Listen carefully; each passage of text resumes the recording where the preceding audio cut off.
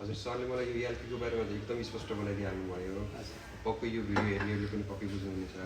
अनि यो top care भनेको के रहेछ यसको बारेमा पनि हजुर, आज मैले धेरै कुराहरू ब्रिफिङ गर्ने मौका पाएँ नि त तपाईँको माध्यमबाट। तपाईँले सोधेकै कारणले गर्दाखेरि के हुँदो रहेछ भने यो हामीले आजभन्दा 7 वर्ष पहिले होइन जब कम्पनी इटालियन टिम आएर हामीलाई ट्रेनिङ दिनुभयो, त्यति बेला चाहिँ बल्ल आएर थाहा भयो कि हामीलाई कुनै पनि मान्छेले यदि आफ्नो कपालमा केमिकल लगाउनुहुन्छ भने कलर चाहे जुनसुकै कम्पनीको होस्, नेचुरल कपालमा कलर लगाउन बित्तिकै कालो कपाललाई डार्क कपाललाई लाइट गराउन बित्तिकै त्यो ड्राई त हुन्छै हुन्छ।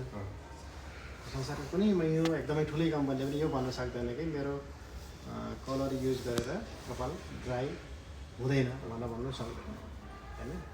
ड्राई हुन्छै हुन्छ कुनै न कुनै पार्टमा, कति धेरै कति थोरै भन्ने कुरा हो होइन। यस्तो कन्डिसनमा के जरुरी रहेछ त भन्दाखेरि कलर गरिसकेपछि ब्लिच गरिसकेपछि हामीले कुनै न कुनै स्याम्पू, कुनै न कुनै ट्रिटमेन्ट क्रिम, कुनै न कुनै सेरम त युज गर्छौँ आफ्नो कपालमा। तर गर्दाखेरि कुन चाहिँ गर्ने त भन्दाखेरि टप केयर। अब यहाँ ठ्याक्क नाम के लेखेको छ त भन्दैन, संसारमै टप केयर भनेको यसले एक माथिल्लो बिन्दुमा गएर कपालको के गर्छ त यसले रिपेयर गर्नपट्टि लाग्छ।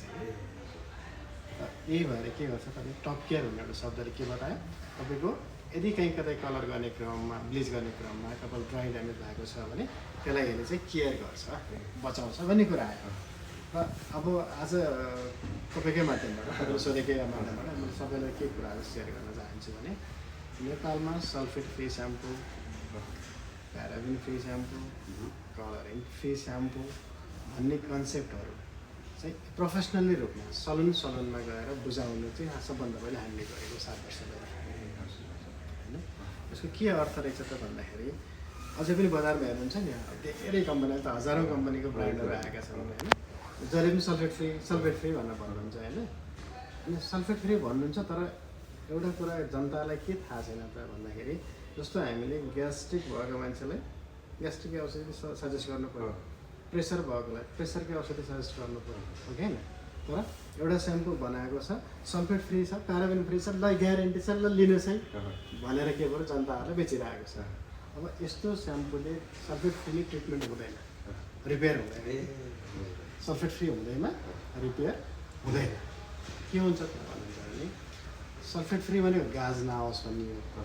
गाजले पछि ड्राई गर्छ होइन। नहुँदाखेरि तपाईँले पहिले कपाल मिच्दैखेर पहिले धेरै फिज आउँथ्यो नि, हामीलाई पनि फिज मन पर्थ्यो नि त। त्यो फिज आउनाले के हुँदो रहेछ, फिज आउँदासम्म त राम्रो भयो, पछि के हो त्यो सुकिसकेपछि ड्राई हुँदो रहेछ। ड्राई भइसकेपछि के हो त